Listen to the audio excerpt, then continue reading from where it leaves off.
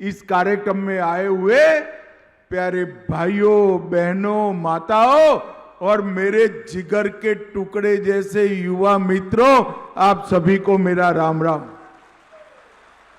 सबसे पहले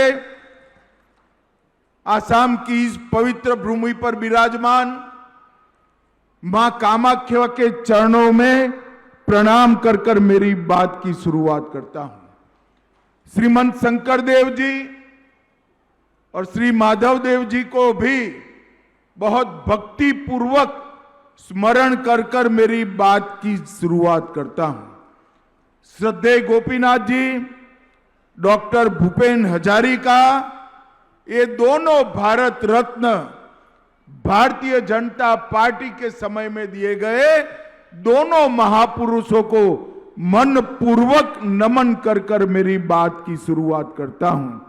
और आसाम में आया हूं। अहोम सेनापति लसित बरफुकन जी, जिन्होंने सराय घाट में मुगलों का बहादुर से सामना कर कर विजय प्राप्त की, और महान स्वतंत्रता सेनानी कनकलता बरुआ जी को मैं नमन करता हूं। मित्रों, आज का ये कार्यक्रम है तो 270 करोड़ रुपए का लागत वाला कार्यक्रम। जिस प्रकार के मोदी जी के नेतृत्व में, हेमंत विश्व शर्मा जी के नेतृत्व में विकास हो रहा है, उसमें 260 करोड़ का कार्यक्रम कोई बड़ी बात नहीं है। आसाम के अंदर मोदी जी ने 15 लाख करोड़ के विकास के काम कराए हैं। 15 लाख करोड़। विश्व के बड़े बड़े ब्रिज, रोड, रेलवे, एयरपोर्ट, हर क्षेत्र में आसाम को विस्तृत किया है। बहुत ल्यूक्रेटिव, आकर्षक औद्योगिक नीति लाकर, मेरी बात आसाम वालों याद रखना, अगले 5 साल में आसाम पूर्व भारत और पूर्वोत्तर का इंडस्ट्रियल हब बनने जा रहा है। इंडस्ट्रियल हब बनने जा रहा है। ये सबके कंपैरिजन में 270 करोड़ रुपए का एक कार्यक्रम, 174 बीघा जमीन का एक कार्यक्रम बहुत छोटा है, परंतु इसका बहुत बड़ा महत्व है।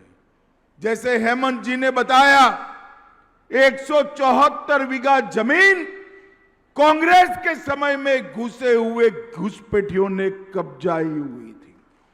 घुसपैठियों का यहां निवास हुआ करता था, जो हेमंत जी ने 1.5 लाख बीघा भूमि मुक्त कराई, उसमें से 174 बीघा भूमि है। और यहां से घुसपैठियों के निवास के कारण गुवाहाटी, आसाम और पूरे देश का सुरक्षा का बहुत बड़ा खतरा था, क्योंकि यही रोड पर से राष्ट्रीय राजमार्ग एक्सप्रेस वे जाने वाला है। और ये एक्सप्रेस वे आसाम के इंडस्ट्रियल कॉरिडोर की धोरी नस बनने वाला है। और एक्सप्रेस वे के मुहाने पर एक घुसपैठियों का निवास आसाम के विकास के लिए बहुत बड़ी चैलेंज हुआ करता था। और आज मुझे बहुत आनंद है कि जहां से सुरक्षा का चैलेंज हो रहा था, वही जगह पर सुरक्षा को चैलेंज को समाप्त करने वाली आसाम की 10वीं बटालियन का स्थापना हो रहा है। जिस भूमि पर से हमारी सुरक्षा चिंताएं पैदा करती थी, वही भूमि पर से आसाम की सुरक्षा की चिंता दूर करने वाली 10वीं बटालियन बसेगी। 124 बीघा के क्षेत्रफल में रेसिडेंशियल और ऑपरेशनल इंफ्रास्ट्रक्चर होगा। 750 पुरुष ऑफिसर के लिए बैरक और 450 महिला ऑफिसरों के लिए बैरक बनेगा। एक छोटा सा अस्पताल भी बनेगा, ट्रेनिंग सेंटर भी बनेगा, फायरिंग रेंज भी बनेगा, टेक्निकल अभ्यास क्षेत्र भी बनेगा आधुनिक निगरानी केंद्र भी बनेगा। और सबसे बड़ी बात, आसाम के पुलिस के लिए एक बहुत बड़ा स्पोर्ट कॉम्प्लेक्स भी रोड की दूसरी ओर बनने जाने वाला है। भाइयों बहनों, मैं आप सभी को कहने आया हूं कि आप बहुत जोर से अभिवादन कर हमारे मुख्यमंत्री हेमंत शर्मा जी का उत्साहवर्धन करिए। उन्होंने आसाम को ये बहुत बड़ी गिफ्ट देने का काम किया है। मित्रों, कांग्रेस के समय में यहां पर घुसपैठिया घुसे, जिसने आसाम की डेमोग्राफी को, जनसांख्यिकी को क्राइसिस के लेवल तक ले जाने का काम किया। उस वक्त भी हम घुसपैठ का विरोध करते थे। असम आंदोलन के समर्थन में हम सभी लोग देश भर से आए थे और हम नारा लगाते थे देश में, कच्छ हो या गुवाहाटी, अपना देश अपनी माटी। परंतु ये कांग्रेसियों की नींद नहीं खुलती थी। आज कांग्रेस पार्टी असम में वोट मांगने निकली है। मैं कांग्रेस पार्टी को पूछना चाहता हूं, धुबरी, बारपेटा, दर्रंग, मोरीगांव, बोंगाईगांव, नौगांव और घोलपड़ा, ये सारे जिले मुस्लिम बहुल, घुसपैठिया बहुल बने हैं। किसकी जिम्मेदारी है? भाइयों बहनों, इसकी जिम्मेदारी सीधी सीधी कांग्रेस पार्टी पर जाती है। मुझे बताओ, किसकी जिम्मेदारी है भाई? अरे जोर से बोलो, किसकी है?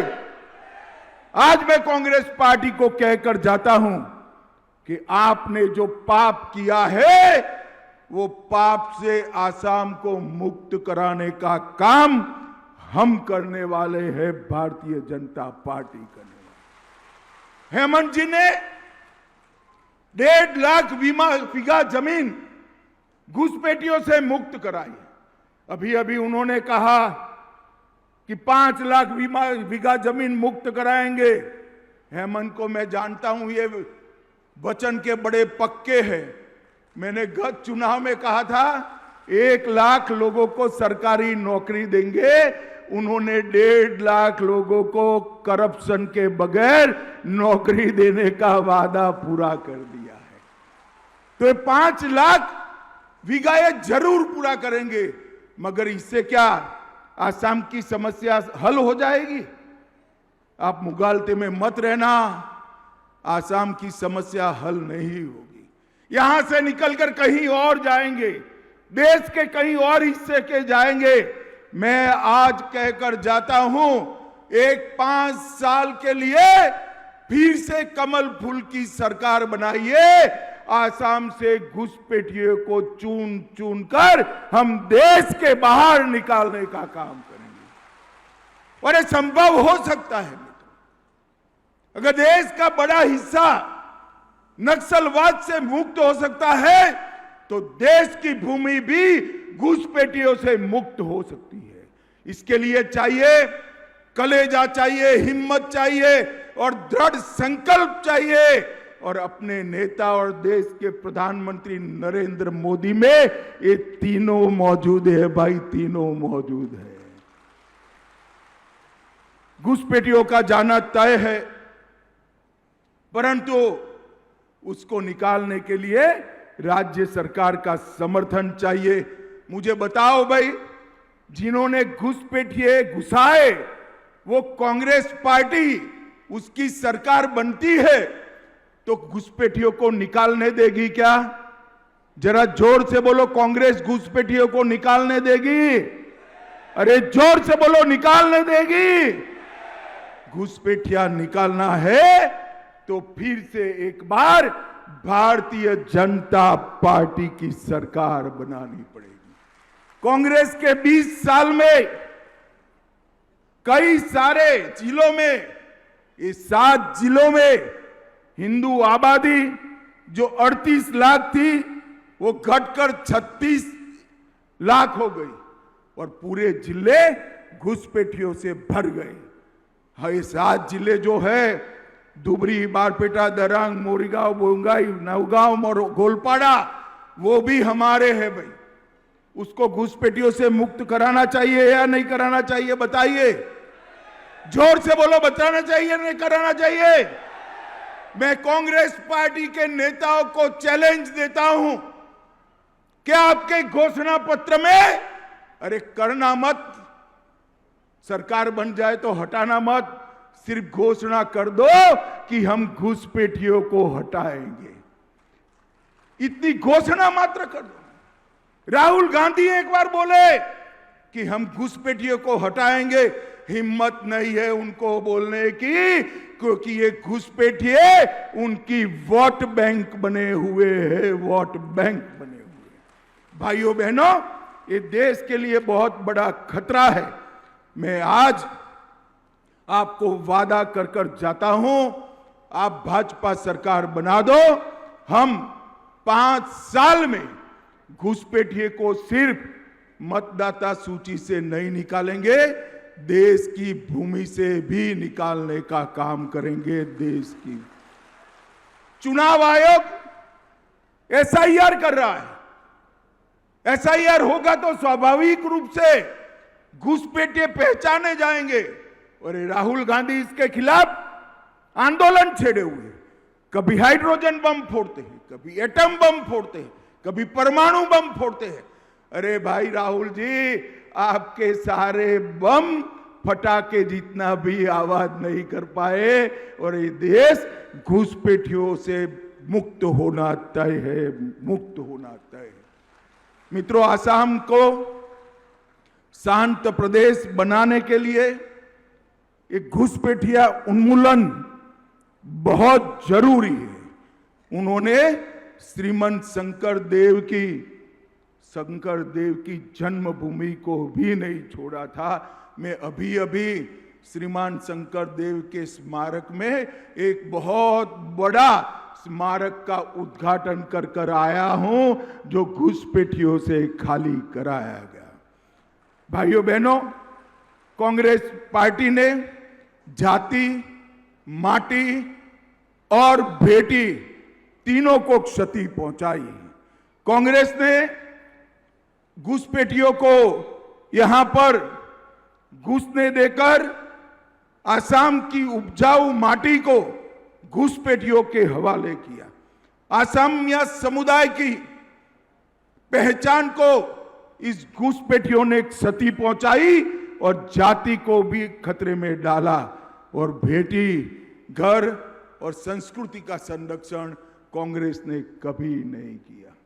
इतने साल हो गए कांग्रेस पार्टी को इस देश में, लसित बरफुकन को कभी कोई नहीं जानता था। अब गुजरात से लेकर कामाख्या तक और कश्मीर से कन्याकुमारी तक बच्चा बच्चा वीर लसित बरफुकन को जानता है। ये काम नरेंद्र मोदी जी और हेमंत बिस्वा शर्मा ने किया। असम की संस्कृति को आगे बढ़ाने का काम हमने किया। हमने असम के लोगों को पद्म पुरस्कारों से सम्मानित करने का काम किया, और भूपेन हजारिका को और गोपीनाथ जी को भारत रत्न देने का काम भी भारतीय जनता पार्टी ने किया है। मित्रों, आज मैं यहां एक बात कहने जाता हूं कि असम सरकार ने पहले 5 साल सर्बानंद जी ने और फिर 5 साल हेमंत बिस्वा शर्मा जी ने कानून और व्यवस्था के सुधार के लिए ढेर सारा काम किया है। असम के सजा कराने के दर में 20% वृद्धि हुई है, और फाइनल चार्जशीट करने के दर में 40% वृद्धि की है। कांग्रेस पार्टी ने हमेशा से पूर्वोत्तर को भाग्य के भरोसे छोड़ा।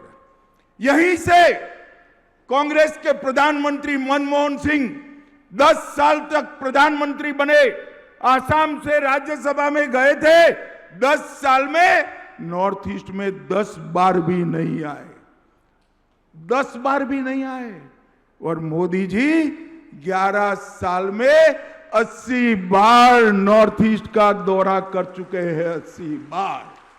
ये बताता है कि नरेंद्र मोदी जी और भाजपा सरकार की प्रायोरिटी हमारा नॉर्थ ईस्ट है। और नॉर्थ ईस्ट छोड़ो, आसाम वालों, अकेले आसाम में 35 बार नरेंद्र मोदी जी आए हैं और 12 रात्रि निवास आसाम में करे हैं, 12-8। आसाम को विकसित करने के लिए ढेर सारे कदम हमारी सरकार ने उठाए। आसाम में भूमिहीन लोगों को, 2.5 लाख मूल निवासियों को हमने जमीन का अधिकार दिया। चाय बागान वालों के लिए स्पेशल स्कीम लेकर आए, इनको बैंकिंग सिस्टम दी और उनको भूमि देने का काम भी नरेंद्र मोदी जी ने किया। 40 लाख से ज्यादा महिलाओं को स्व सहायता जूथे से जोड़ा और अभी एक ऐतिहासिक काम हुआ। यहां पर मोरान में जो दृश्य हुआ, पूरी दुनिया आश्चर्यचकित होकर देख रही थी। ये मोरान का जो हाईवे था, वहां पर रोड बनना भी मुश्किल था। और 14 फरवरी को मोदी जी ने ये हाईवे पर सेना का विमान उतारकर बता दिया कि ये आसाम अब बदल रहा है। भाइयों बहनों, 4.25 किलोमीटर लंबी dual use emergency landing strip ये पूरे देश को आने वाले दिनों में सुरक्षित करेगी। आज सोनीतपुर में सेना का अभ्यास का सेंटर बना। गुवाहाटी में पूर्ण रूप से एयर शो आयोजित किया गया।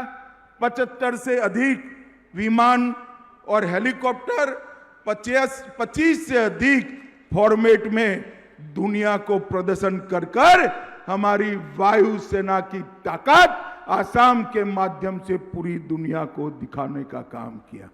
भाइयों बहनों, आसाम में कांग्रेस द्वारा IMDT अधिनियम 1983 को पारित किया था और कानून का एकमात्र उद्देश्य था घुसपैठिए को सहूलियत देना, घुसपैठिए को घुसने देना। ये कानून अब घुसपैठिए को नहीं बचा सकते। आसाम याद रखे, जब तक आसाम की भूमि को हम घुसपैठियों से मुक्त नहीं कर सकते, आसाम सुरक्षित नहीं रह सकता और आसाम की संस्कृति और भाषा और आसाम का साहित्य भी सुरक्षित नहीं रह सकता। भाइयों बहनों, कांग्रेस पार्टी ने आसाम के हितों के लिए, इसकी संस्कृति के लिए और विकास के लिए कुछ नहीं किया था। मोदी जी ने 11 साल में 15 लाख करोड़ रुपया आसाम के विकास के लिए यहां खर्च किया है। आसाम के इंफ्रास्ट्रक्चर को बढ़ाया है और औद्योगिक नीति जो मोदी जी लेकर आए हैं और यहां हेमंत बिस्वा शर्मा का डायनेमिक नेतृत्व है। मुझे विश्वास है कि आने वाले दिनों में समग्र पूर्व भारत और पूर्वोत्तर में, नॉर्थ ईस्ट में भारत का औद्योगिक हब हमारा आसाम बनने जा रहा है। आसाम बनने जा, देश में 3 ही जगह पे शुरुआती सेमीकंडक्टर के प्रोजेक्ट लगे, उसमें से एक प्रोजेक्ट हमारे आसाम में, और वो भी टाटा जैसी रेप्यूटेड कंपनी से लगाया गया। 27,000 करोड़ रुपए का एक ही निवेश और 1.5 लाख करोड़ का निवेश अब तक हो गया है और 3 लाख करोड़ के MOU अभी क्रियान्वयन होना बाकी है। आसाम के बच्चों के लिए, युवाओं के लिए ढेर सारे नए नए कोर्स सृजित हो रहे हैं। शिक्षा में आमूलचूल परिवर्तन आ रहा है। छोटी छोटी व्यवस्था कर बच्चों को ट्रांसपोर्टेशन के बिजनेस के लिए, कंप्यूटर ऑपरेटर की ट्रेनिंग करने के लिए, अकाउंटिंग की ट्रेनिंग करने के लिए ढेर सारी योजनाएं असम सरकार लेकर आई है, जिससे रोजगारी का बहुत बड़ा सृजन होने वाला है, रोजगारी का बहुत बड़ा सृजन होने वाला है। और भाइयों बहनों, दूसरी ओर कांग्रेस पार्टी घुसपैठियों को घुसाने निकली है। मैं आज फिर से इस सार्वजनिक मंच से कांग्रेस पार्टी को चैलेंज देकर जाता हूं, अगर कांग्रेस पार्टी इस देश में से घुसपैठियों को निकालने के लिए समर्पित है, इच्छा रखती है, तो आसाम के घोषणा पत्र में वो घोषणा करे कि हम आसाम को घुसपैठियों से मुक्त करा देंगे। करनी चाहिए या नहीं करनी चाहिए? अरे जोर से बोलो, करनी चाहिए या नहीं करनी चाहिए? वो नहीं करेंगे, मगर मैं बताकर जाता हूं, खाली भूमि खाली कराना, भूमि मुक्त कराना पर्याप्त नहीं है। एक एक घुसपैठी को हम चुन चुन कर आसाम और देश की भूमि से बाहर निकालेंगे। भाइयों बहनों, दूसरी समस्या बाढ़ की है। ब्रह्मपुत्र एक प्रकार से आसाम के लिए आशीर्वाद है, मगर जब बाढ़ आती है, वही ब्रह्मपुत्र के आशीर्वाद की जगह पानी विनाश लगाता है। हमने ढेर सारे तालाबों का, बड़े बड़े तालाबों का सृजन कर कर और अन्य तरीकों से आने वाले 8 वर्ष में आसाम को बाढ़ मुक्त बनाने की योजना बनाई है। वो योजना की शुरुआत ही मेरे ही हाथों से 1.5 महीने पहले हो चुकी है। मैं आज आसाम के वासियों को वादा कर कर जाता हूं कि अब नदियों की बाढ़ लंबे समय तक आसाम को परेशान नहीं कर पाएगी।